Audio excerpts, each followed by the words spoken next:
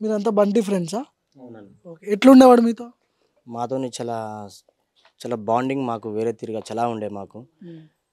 వాస్తవంగా చెప్పాలంటే మాకు ఏం చెప్పినా గూడా ప్రతి ఒక్కటి మాకు తెలియపరుచుకునేవాడు. హ్మ్.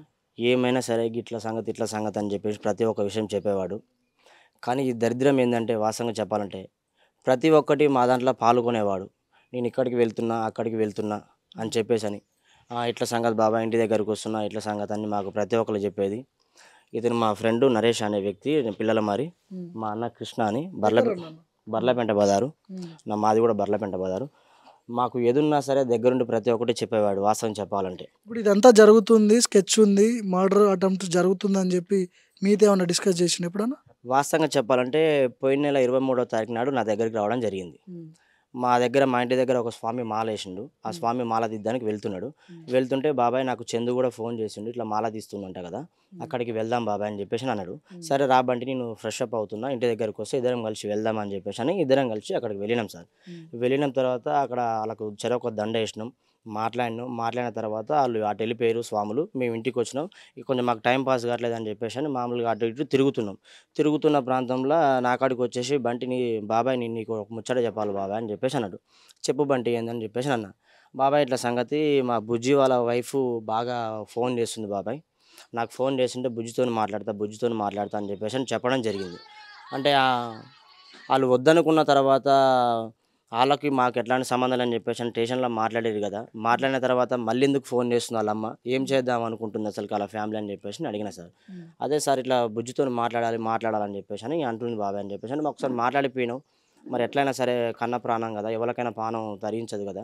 మాట్లాడదామన్నది గదా! మరి మాట్లాడిపియకపోయినట్టు 2, 3 సార్లు మాట్లాడిపిచ్చిన బాబాయ్‌ని అని జెప్పేసి నాతోని చెప్పడం జరిగింది. హ్మ్. ఇట్లా సంగతి బాబాయ్ 30,00,000 ఇస్తాం.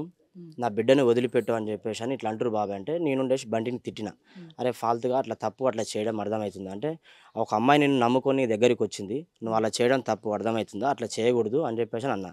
అంటే లేదు బాబాయ్ నేను నీకు చెప్తున్నా నేను. అంటే నేను ఇది మామూలుగా నీకేదైనా చెప్తా గదా! నేను ఇది గూడా చెప్తున్నా బాబాయ్ అంటే అట్లా చేయొద్దు తప్పు. ఒక అమ్మాయి నిన్ను నమ్ముకొనొచ్చింది గాబట్టి, ఆ అమ్మాయి సావైనా బతుకైనా నీతోటే ఉందాం అనుకుంటుంది గదా! అట్లనే ఉండండి. ఒక కొడుకో, బిడ్డ పుట్టిందాక నువ్వు ఆ పిల్లల మారికి పోకు నువ్వు. అర్థమైతుందా? నువ్వు వాస్తవంగా చెప్పాలంటే ఎవ్వలు ఫోన్ చేసినా ఫోన్ ఎత్తకు.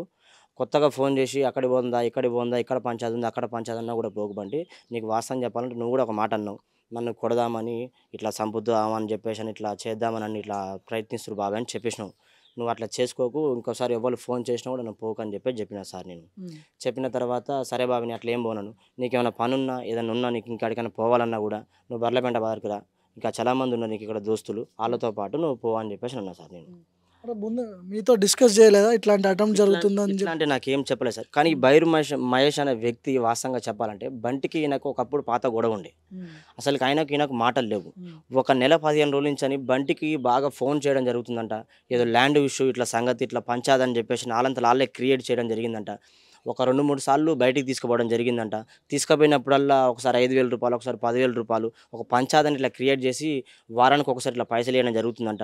మొన్న జనవరి 26వ తారీఖు నాడు హ్మ్. బాగా స్కెచ్ ఏసి ఈళ్ళు అక్కడైతే పోలీసు వాళ్ళు ఎవలైతే తిరిగారు గదా! హ్మ్. అని జెప్పేసి బైర్ మహేష్ అనే వ్యక్తి బంటి అనే వ్యక్తికి అసలు వాస్తవంగా మందు ఒక మందు మందు డ్రింక్ అలవాటు లేదా? అసలుకి డ్రింక్ అలవాటు లేదు సార్. హ్మ్. వాస్తవంగా చెప్పాలంటే ఒక థమ్స్ అప్ తప్ప హ్మ్. ఒక కల్లు అలవాటు గూడా లేదు. హ్మ్. దగ్గర దగ్గర సూర్యాపేటల ఇక్కడ బంటి అనే వ్యక్తి సూర్యాపేటలో చాలా మందికి తెలుసు. మా బర్లపెంట బజార్‌లో గూడా చాలా మందికి తెలుసు. బంటి అనే వ్యక్తి తాగుతంటే మాత్రం ఎక్కడికైనా మీరు చేయొచ్చు సార్. హ్మ్. నాకు తెలిసిన మరి నేను చెప్తున్నా సార్. నా హ్మ్. మనస్ఫూర్తిగా చెప్తున్నా నేను. హ్మ్. బంటికి అట్లాంటి అలవాటైతే లేదు. హ్మ్. సహజంగా చెప్పాలంటే థమ్స్ అప్ తాగుతాడు. లేకుంటే స్ప్రైట్ తాగుతాడు. ఏమన్నా జ్యూసులు తెప్పించి తాగుతాడు. చెడు తిండి తింటాడు తప్ప అట్లాంటి తాగుడు అలవాటు లేదు. హ్మ్. కానీ వాస్తవంగా చెప్పాలంటే ఈ బైరు మహేష్ అనే వ్యక్తి అనవసరంగా బుజ్జి ఫోన్ మాట్లాడుతుంటే ఒక 5, 6 సార్లు ఫోన్ చేయడం జరిగిందంట. హ్మ్. ఫోన్ చేస్తుంటే ఎవలో బైర్ మహేష్ ఇట్లా ఫోన్ చేస్తుండు. ఎందుకు ఫోన్ చేస్తుండు ఒకసారి మాట్లాడు బంటి అని చెప్పేసి నా బుజ్జి అంట వాళ్ళకి బంటికిచ్చిందంట. ఇస్తే వస్తున్నానని చెప్పేసని మరి ఆళ్ళ ఫోన్‌లో ఏం మాట్లాడుకుర్రో తెలీదు. ఆ బైర్ మహేష్ అనే వ్యక్తి, బంటి. మాట్లాడుకున్న తర్వాత ఇగ ఫోన్ బుజ్జికిచ్చిండంట. ఫోన్ బుజ్జికిచ్చి నేను మొహం కడుక్కుంటున్నా. మొహం కడిగి అన్న ఇట్లా ఫోన్ చేస్తుండు. నేను ఈడి దాకా పోయేస్తా అని చెప్పేసని బయటికెళ్ళిండంట. హ్మ్. పోయిన తర్వాత వీరాచారి డాబా అని ఉంటదంట. అక్కడికి పోయి స్నాక్స్ తీసుకుర్రంట. తెలిసింది ఇక్కడ మాకు ఓకే. ఇన్ఫర్మేషన్ మేము గూడా తెలుసుకున్నాం. హ్మ్. అక్కడికి పోయిన తర్వాత స్నాక్స్ తీసుకుర్రంట. ఈయనకు కళ్ళు అక్కడ ఎవరు పెట్టి అసలు వాస్తవంగా 26 రోజు అసలు కళ్ళు దొరకదు, హల్కాలు దొరకదు, వైన్స్‌లు బంద్ ఉంటేనే సంగతి అందరికీ తెలుసు. వాస్తవంగా చెప్పాలంటే. ఆ కళ్ళు అక్కడ ఎవరు పెట్టిర్రో తెలియదు. అసలు ఎవలోళ్ళు ఏం చేసిర్రో తెలియదు. అక్కడికి పోయిరంట మంచినే అసలుకి 26కి బిర్యానీ కూడా దొరకదు వాస్తవంగా. అతనికి బిర్యానీ తీసుకోరంట, ఒక స్ప్రైట్ బాటిల్ తీసుకురంట, ఒక వాటర్ బాటిల్ ఏం తీసుకున్నా. వెపన్స్ కూడా యూజ్ చేసినట్టు కనపడట్లేదు. ఓన్లీ చేతులతో కొట్టి చంపేసినట్టు కనిపిస్తుంది. బాగా దారుణంగా హ్మ్. ఒక ముగ్గురు నలుగురు కలిసి ఆ బైర్ మహేష్ అనే వ్యక్తి మంచిగా బిర్రుగా పట్టుకొని మీద కూర్చొని అతను వినయో అతని పేరు ఆ అబ్బాయి పేరు ఏం పేరు నవీన్ అనే వ్యక్తి బాగా తాళ్ళు మన గోవా తాళ్ళు అనే వ్యక్తి అవి ఉంటాయి కదా సార్, అవి మన కొబ్బరి బండ తాళ్ళు అన్నీ బాగా చేతులకు కాళ్ళు కట్టేసిన తర్వాత వ్యక్తి ఎలా ఆలకంచి ఎట్లా వెళ్తాడు సార్, అట్లా కట్టేసిన తర్వాత బిర్రుగా బలవంతంగా ఒక గుండురాయి తీసుకొని గుండెల మీద గుద్దిరంట. ఆ ముసల్ది ఓబీస్కి చంపిందంట వాళ్ళ నాయనమ్మ గారు, వాళ్ళ తమ్ముడు, వాళ్ళ నాన్న, వాళ్ళ అమ్మ ప్రతి ఒక్కరు ఉన్నారంట.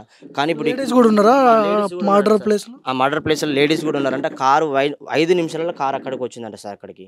మన గుండురాయి తీసుకొని వాళ్ళ అన్నగాడు వినయ్ అనే వ్యక్తి గుండెల మీద ఎట్లా పడితే అట్లా కొట్టిండంట. అర్ధగంట సేపు అన్న తమ్ముళ్ళు ఇద్దరు కలిసి ఇట్లా ఉరేసి ఇట్లా మెడకి ఇట్లా ఉరేసి ఇట్లా బిగించి ప్రాణం పోయిందాక అట్నే వచ్చిందంట ఒక హాఫ్ అన్ అవర్ దాకా. అయిపోయిందన్న తర్వాత అప్పుడు ఒక సంచిలా సంచిలా కట్టుకొని ఒక కార్ డిక్కీలో వేసుకొని నల్గొండ దాకా వెళ్ళిరంట. నల్గొండ దాకా వెళ్ళి మాలకు ఇన్ఫర్మేషన్ అక్కడైతే కేసు అక్కడైతే చెల్లదు, ఇక్కడైతే కేసు మనకి ఇక్కడ నడుస్తుంది అని చెప్పేసి అని ఇక్కడ సూర్యాపేట తీసుకొచ్చి ఇక్కడ ఒక అర్ధగంట సేపు తిప్పిన తర్వాత నాయనమ్మకు మళ్ళీ తీసుకుపోయి చూపించిన తర్వాత అక్కడ మన పిల్లల మరి చౌరసా మన మన కట్ట దగ్గర చౌరసాకు అక్కడ వేసి ఆ బండి మళ్ళీ వాళ్ళే తీసుకుపోయి ఏం తెలియని అక్కడ కట్లు ఇప్పించి కింద బండి పెట్టి బండి సైడ్ స్టాండ్ వేసి తాళం కూడా ఆపకుండా వెళ్ళిపోయారు సార్ అక్కడ. ఎట్లాంటి వ్యక్తి బైరి మహేష్ అని చెప్తున్నారు? బైర్ మహేష్ అనే వ్యక్తి ఇంతకుముందు రౌడీ షీటర్ 2 కోట్లు ఖర్చు చేసిరని చెప్పి అంటున్నారు ఈ మర్డర్‌కి. నిజమేనా అది అది? వాస్తవమే సార్. పొలం అమ్మి మరి అలా పొలం అమ్మి ఎకరం పొలం అమ్మి ఈ మర్డర్ ప్లాన్ మరి ఎప్పటి నుంచో చేస్తారో తెలియదు. కానీ బైర్ మహేష్ అనే వ్యక్తి వాస్తవంగా చెప్పాలంటే ఒక నెల 15 రోజుల నుంచి అని బాగా బంటికి ఎట్లాంటి దోస్తు లేదు, ఎట్లాంటి స్నేహితం లేదు వాళ్ళకి. ఈ నెల 15 రోజుల నుంచి బాగా బంటికి ఫోన్ చేయడం, అక్కడ పంచాయతీ ఉంది, ఇక్కడ పంచాయతీ ఉంది, ఏ పంచాయతీ ఉన్నా సరే మాకు చెప్పేవాడు సార్. అసలు రౌడీ షీట్ ఉందా బంటి మీద? అది బంటి మీద అట్లాంటి ఇంతకుముందు ఒక చిన్న మహేష్ మీద ఉందా? ఆ మహేష్ మీద రౌడీ షీటర్ ఉంది. ప్లస్ దగ్గర ఒక 9 నుంచి 10 కేసులు ఉన్నాయి సార్. వాస్తవంగా చెప్పాలంటే సూర్యాపేటలో ఎవరిని అడిగినా కూడా చెప్పగలుగుతారు బైర్ మహేష్ అనే వ్యక్తి ఎట్లాంటి అనేసి. ఓకే. మీ పేరేం పేరు? ఏం బంటి ఫ్రెండా మీరు? నా పేరు పిల్లల మరి మాది. బంటికి మీ సొంత తమ్ముడిలాగా ఉంటా. నేను సొంత అన్నలాగా ట్రీట్ చేస్తా అన్నని. మాతో చాలా మంచిగా ఉంటాడు, మేము చాలా మంచిగా ఉంటాం. మమ్మల్ని అన్న నమ్ముతాడు, మేము అన్నని నమ్ముతాం. ఎక్కడికున్నా మేము ఇన్వైట్ చేస్తాం. అన్నకి ఏది ఉన్నా మాకు ఇన్వైట్ చేస్తాడు, మంచోడు. నమ్మించి ఇట్లా చేసారు. నవీన్ అనేటోడు కూడా పెద్ద రౌడీ షీటరు. చాలా ఎప్పటి నుంచో కూడా ప్లాన్ చేస్తున్నాడు. 3 కేసులు కూడా ఉన్నాయంట. ఇంతకుముందు అటెండ్ మర్డర్ ఉందంట. ఇంతకుముందు ఏదో కత్తులు తీసుకొని అక్కడ పిల్లల మారి దగ్గర కూడా మన వాళ్ళు అక్కడ ఉన్న పిల్లల మీదకి పోవడం కూడా జరిగిందంట. వాసన బంటి అసలుకి ఇంతకుముందు అంటే ఏదో చిన్న చిన్న గొడవ ఉండడం వల్ల అట్లా రౌడీ షీటర్ అని చెప్పేసి ఇక్కడ ఉన్న వాళ్ళంతా క్రియేట్ చేయడం జరుగుతుంది. కానీ వాళ్ళ మీద ఎన్ని ఉన్నాయని చెప్పేసి అక్కడ ఉన్న వాళ్ళు ఆ పిల్లల మాటలు అడిగినా చెప్తారు. ఈ బైర్ మహేష్ అనే వ్యక్తి తాళగడ్డలు ఎట్లాంటి వ్యక్తి అనేది కూడా తెలుసు సార్ అక్కడ. మీరు మీ ఫ్రెండ్స్ గానీ, బంటి ఫ్రెండ్స్ గానీ ఇది జరిగిన తర్వాత వాళ్ళ ఇంటి మీదకి కావచ్చు, వాళ్ళ మీద దాడి చేసే ప్రయత్నం ఏమన్నా చేయడం జరిగిందా? మేము దాడి చేసే ప్రయత్నం అయితే మేము చేయలేదు. కోపం కఠిన శిక్ష వస్తుంటది. పడాలని మాకు చాలా కోపం ఉంది సార్. మేము చేయలేక కాదు, చేయాలనుకుంటే మాత్రం బంటికి సంబంధించిన ఫ్రెండ్స్ దగ్గర సూర్యాపేట టౌన్లోనే కాకుండా మన కేసారం, దురాష్పల్లి, నకరకల్లు, పిల్లల మారి చాలామంది ఉన్నారు సార్. దగ్గర ఒకవేళ లెక్కేసుకుంటే చేతులు లెక్కేసుకుంటే ఒక 3000 మంది వెళ్తాం. ఒకవేళ 3000 మంది అందరం కలిసి వాళ్ళ ఇంటి మీదకి చేయలేక కాదు, మేము వద్దని చెప్పేసి అని ఆ బాధతోటి మేము అట్లా ఉన్నాం సార్. మేము చేయలేక కాదు.